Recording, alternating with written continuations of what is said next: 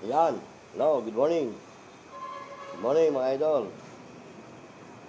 Welcome po muli sa ating channel. Ito po muli ang inyong lingkod, si Boyet. Ay muling bumabati ng isang magandang umaga. Tawa mga idol, nasa mabuti tayong kalagayan hanggang sa mga oras na ito. Hello mga idol, sana samahan niyo ako sa may sandali ng ating programa at meron lang tayong mga tatalakayin kaugnay sa mga napapanahong issue tungkol sa ating mga kapwa mga vlogger na nasa larangan ng mga kababalaghan o yung ghost hunter o ghost explorer. At bibigyan lang tayo ng ilang pahayag tungkol sa kanilang mga ginagawang pag-explore o pag-content sa larangan ng mga kababalagan. Alam nyo, meron tayong kapwa vlogger na ang kanyang content ay yung it's a prank, prank. Di ba mga idol, malimit ko nang sabihin sa ating programa na ang social media gamitin natin sa tama at sa mabuting paraan para may mapakinabang naman ang ating mga viewer, ang ating mga follower, gayon din ang ating mga subscriber. At higit sa lahat, may mapakinabang ang ating mga mamamayan.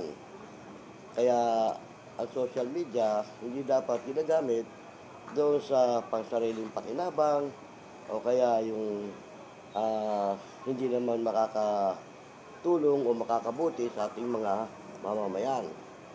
Tulad ng nangyari na yun, hindi ko nababanggitin kung anong mga vlogger yon, pero napanood ko kasi sa isang na nag-content sila, yung ang kanilang sistema ay prank, nagpa-prank sila sa mga tao. Yun, napasama yung kanilang ginawang content kasi yata, ang nangyari, kumbaga parang umarte siya na nahimatay o ano pa man ang naging sistema. Siyempre, yung mga tao nakakita, tumawag ng rescue o ano pa man para ibig sabihin, sakduluhan siya o ano. Nung dumating yata yung mga rescuer natin, biglang sinabi niya, it's a prank. So, nag-effort nga naman yung ating mga kinaukulan. Pagkatapos ganun lang mo, it's a prank. Di ba? Pangit. Mali nga naman. Di ba? Kaya yung mga ganung sistema, sana maging moral lesson na to sa iba natin mga kapwa vlogger na ang kanilang content mga ganung kahalintulad ng mga ganung sistema. Kasi nga naman, yung mga ganun, delikado nga naman yun. Unang-una, hindi na nakakatuwa, bukod pa ron, hindi ka na nakakatulong at hindi ka nakakapagbigay ng magandang impormasyon sa ating mga mamamayan. Di ba? Ewan ko, hindi ko naman tinapos yung video na yun dahil kasi nga, parang, maski ako, parang na-discourage sa ganung sistema. Ayun, di umano, kakasuhan daw. Problema nilang malaki yun. Kaya nga, yun nga, ina-advise natin sa ating mga kapwa vlogger na gamitin natin ang social media sa tamang paraan at sa mabuting paraan na makakapagbigay ng magandang impormasyon. Dahil ang pangunahing layunin natin, kaya tayo nagbablog ng ganito, makapagbigay tayo ng magandang impormasyon sa ating mga mamamayan. Ganyan din sa ating mga viewers, sa ating mga subscriber, di ba? Tama. Ayun, sa halip na napabuti, yung kanilang ginagawa, napasama. Di ba? Tama. Kaya, kagaya ko, ang inyong lingkod, nasa larangan tayo ng serbisyo publiko, kaya ang ibinablog natin sa mga ganitong pangyayari, yung may mga kaugnayan sa ating trabaho at saka sa larangan ng serbisyo publiko. Nagbablog din tayo tungkol sa mga kapwa natin vlogger na may kaugnayan sa mga yung mga katatakutan, mga haunted house, etc. bla bla bla. Pero yun naman, siyempre, content nila yon. Importante lang naman, wala kang napipirwisyong tao. Sa halip, nakakapagbigay ka pa ng magandang impormasyon sa ating mga mamamayan. O, gano'n. Gano'n nga nangyari mga idol, nakakalungkot mang isipin na yung ginagawa nilang pagbablog, nauwi sa hindi maganda. Oo, kaya malimit ko na nga sabihin to sa aking programa na gamitin natin ang social media sa tama at mabuting paraan. Higit sa lahat, yung makakapagbigay tayo ng magandang impormasyon sa ating mga mamamayan, sa ating mga viewer, yung sa ating mga subscriber, di ba? Tama? O, ganun. Kaya yan, sana naging moral lesson yan doon sa iba natin mga kapwa vlogger na ang kanilang pagbablog medyo risky. Oo. Yun nga, yung idol natin na isang vlogger na si Bungo. Oh, shoutout sa'yo pala, idol Bungo. Ayan, sa kanya namang content, dinidebunk niya yung ating mga kapwa vlogger na nasa larangan ng Ghost Explorer, Ghost Hunter, para ma-clarify kung yung kanilang ginagawa, legit ba o hindi. O, kaya medyo maraming nagagalit din sa kanya, lalo yung mga follower ng mga nila na nagbablog ng ganon. Pero nung una, ganon din ako na nagalit sa kanya, pero pag inunawa lang nila yung ginagawa ng ating idol na si Bungo, maganda ang kanyang layunin. Kasi kung halimbawa nga naman, scripted yung ginagawa niyong pagbablog tungkol sa mga nakakatakot na area, yung mga nakakatakot na lugar, yung sinasabing haunted.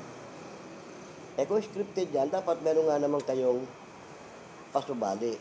Oo, na ang namin ito para sa entertainment only, yung parang palabas lang, gano'n. Kasi, totoo naman, marami namang ng mga scripted di ba? Kasi yung mga pinapanood natin ng mga horror movie, o ano-ano, di ba, scripted yun. Pero nakakatakot, di ba? Parang totoo. Pero yung natin ng mga kapwa vlogger na nasa ganyang larangan, yung tinatawag na ghost hunter, o yung mga ghost explorer, ang layunin nila, yung mapatunayan ba kung yung lugar na yan ay talagang creepy o talagang haunted yung lugar na yan. Kaya minsan, ina-advise ko na rin sa ating mga kapwa vlogger na mag-iingat sila sa kanilang ginagawa dahil kasi hindi biro yung ganyang uri ng trabaho. Mapanganib yan, oo. Kasi unang-una, kapag pupuntahan nyo, malimit ko ng banggitin, talagang creepy o talagang haunted, ang una nyo masasagupan dyan sa labas ng compound, sa labas ng gusali, sa palibot niyan, andyan na ang mga elemento na masasagupan nyo. Kaya malimit ko sabihin yan. Tapos sa loob ng building o gusali, ano pa man yung bahay, nandiyan naman ang mga masamang espiritu at gagayahin yung imahen yung mga taong nangamatay sa loob na yan. O, yun naman ang papel ng mga yon sa loob ng gusali. Sa labas naman, yung mga elemento tulad ng mga engkanto, yung kapre sinasabi nila, mga laman lupa, etc. Bla bla bla. Ganon. Pero malimit ko nga rin sabihin sa ating mga ghost explorer, ghost hunter na yung mga masamang elemento na nasa labas ng gusali, yan ang pag-iingatan nyo. Dahil kasi yan, may kakayahan niyang manakit, maminsala. Hindi kagaya ng mga masamang espiritu na nasa loob ng gusali, kapag inanyuhan yung image nung namatay, hanggang ganun lang yon. At huwag mong kakatakutan yun kasi split seconds, mawawala yan sa paningin mo. Hindi kagaya ng mga elemento, once na nagpakita sa iyo yan, lalo't nagalit, nabulabog nyo sila, at meron kayong nasaling, nabanggit ko na yan, hanggang sa loob ng bahay nyo, hanggang sa inyo, susundan kayo niyan. Dahil diba, may kwento nung nga yan, nangyari na nga sa amin yan Kung meron kami pinuntahan sa Quezon City, alanganing oras, yung bahay namin, niyog-yog. Sinundan kami, hanggang doon sa amin. Galit yata, kasi sabi nung mga caretaker doon at puro daw mga engkanto nandoon.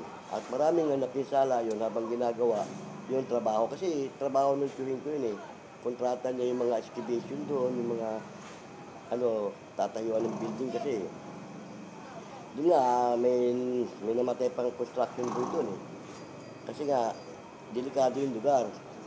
So, pinasyalan namin yun, tinignan namin, nakausap nga namin yung caretaker, At medyo yung caretaker, medyo may kayabangan din na kaibigan na raw nila yung engkanto doon, yung prinsipe na nandoon. At dapat daw makipag-usap siya muna sa kanila bago ano. Siyempre, yung mga trabahador, wala naman, sumusunod lang sa sistema ng trabaho yan. Halimbawa, in-order na nung engineer o nung ano na, sige, tirahan nyo na to, ano. Tatrabaho lang sila. Parang kagaya ko, na hindi pa, naikwento ko na, pintura ko. Pagdating namin sa isang lugar na abandonadong bahay, na nire-renovate.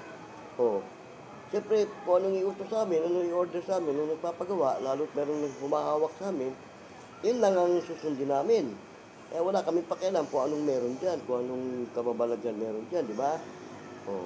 Kaya nga, ito yung lingkod dahil kukwento ko na rin sa mga pagbablog ko, kapag nakaramdam na ako, unang araw pa lang sa lugar na yan, at nakaramdam ako ng hindi maganda, eh kinakausap ko na yung mga masamang espiritu na nasa loob ng compound, yung bahay. Tapos hanggang doon sa may labas, lalo't masukal, kaya nung ginawa namin, may bakod. Oh.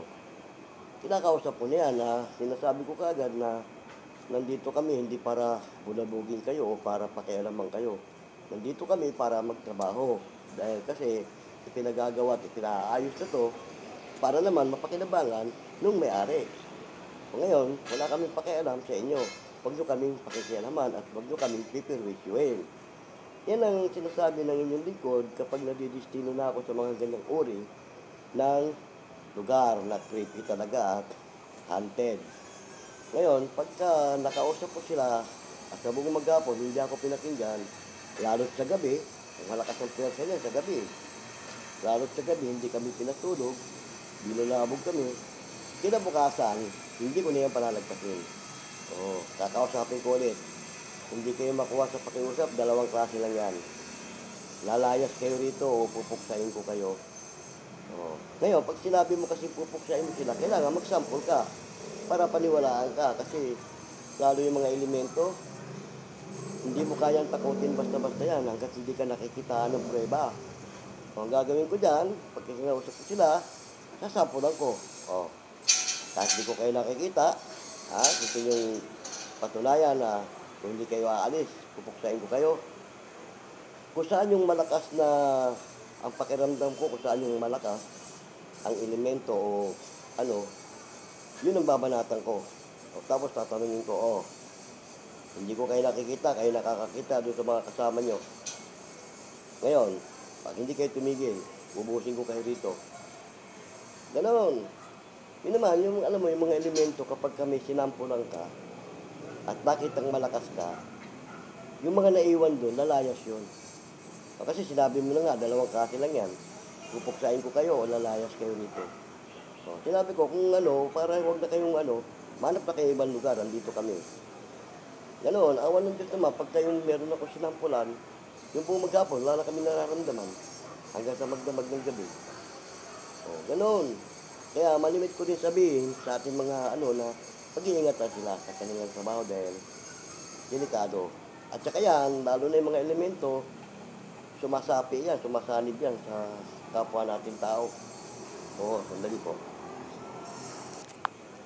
Yun, ganon. Sumasanib talaga yan. Kahit yung mga masamang espiritu sa loob ng bahay o sa loob ng gusali, sumasanib yan. Kasi yan naman, wala naman silang kakayahan, wala silang lakas, wala silang puwersa. Espiritu lang sila eh. Pero, pag pinakilos sila ng diablo at pinapasok sa isang tao, yun ang delikado. Kasi, meron na siyang magagamit na katawan na pwede niyang gamitin. Ganon din ang mga elemento. Kapag may gustong pinsalain sa inyo, hindi man siya magpakita, papasok siya sa isa sa inyo, yun ang mahigpit nyo, makakalaban.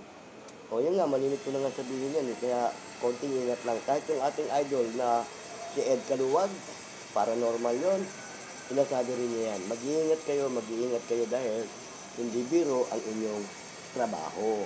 Di ba tama? Normal naman yun na payuhan kayo ng gano'n kasi siyempre trabaho niyo yan eh. Kaya sinasabi ko na nga, hindi ako paranormal, hindi ako ghost hunter o explorer, pero nagiging karanasan ko rin yan dahil dati akong pintor. Di ba? Tama mga idol. Pero ngayon, nandito ako ngayon sa larangan ng serbisyo publiko bilang isang lupon taga Pamayapa. O shoutout nga pala dyan sa ating mga kapalupon. Saan man kayong barangay na roon.